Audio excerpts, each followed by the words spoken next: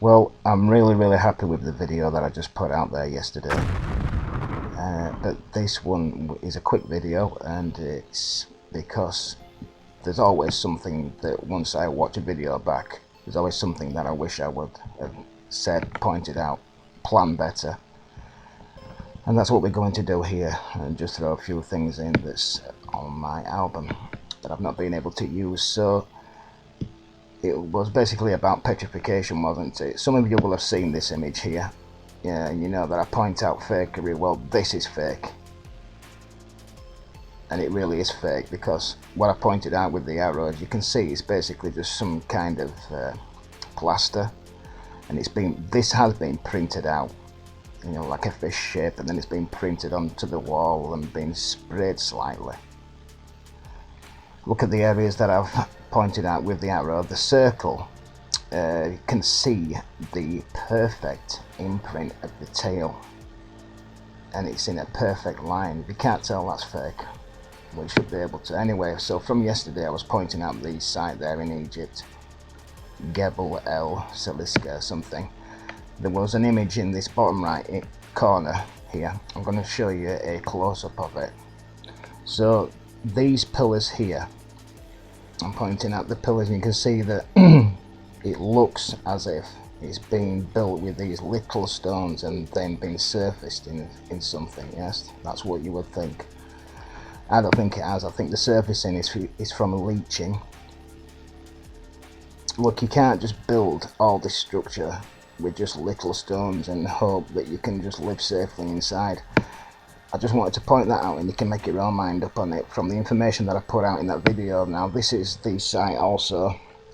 Now, just look at how much rubble that there is in all this, in this area here, and look, they've not even excavated it. There's probably, I don't know how much is buried under the sands, but you can imagine. And you can't just build an entire city, right, from hand-sized little bricks and just, you know, like a dry stone wall, and just place your floors and your roofs on it and have it all safe. So this is cracked and petrified into what you're looking at now. This thing here in India, I was showing how it's petrified wood. It is petrified wood.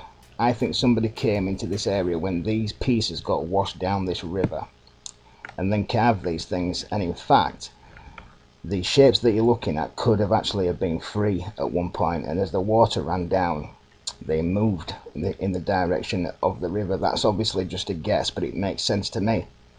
And due to calcification, it's all just joined, you know, calcified into one single piece.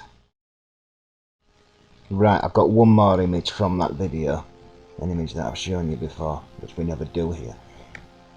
So this is also in India, and I was pointing out how the floor to this, the flooring is made from wooden lats, and you're looking at calcification from it being underwater, from salt, erosion and lime. That's what it is. It was made from wood, and I'm talking about the entire structure.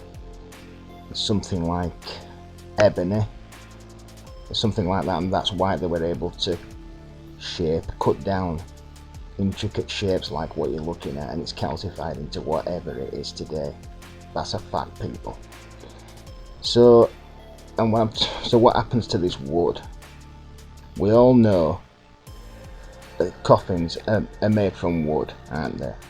This coffin here that has now turned into basically clay was originally wood, and from it being buried or something like that, being underwater, it's leached and calcified into what it is now. That's a fact. Sometimes, depending on where it is, it can just basically end up like an imprint. So this was buried in sand, and you're basically looking, as this particular piece of wood has rotted away, it could have been a different type of wood, you see, and you're just looking at an imprint of something that's slightly harder than the surrounding area. This was originally wood. It just looks like compacted sand. Look, I don't believe anything that I'm showing you here. It's just one of those artifacts again that backs up their narrative. So I'm not even sure if this is this artifact before it was fully excavated, so obviously it looks like a sphinx. I can't be sure exactly how big it is. I'm just leaving it in your hands and you can do what you like with it. So staying in Egypt here, like yesterday I was pointing out how they had carved shapes of statues into the framing, because these things weren't built from the ground up. Nothing anywhere in the ancient times was carved out of a mountainside, right? It's all built, and you can see the framing. Well, these statues, the areas that I'm pointing out with the arrows, you can see, you know, these square frame holes that I was showing yesterday. It's been filled in with some type of plaster and they formed these statue shapes.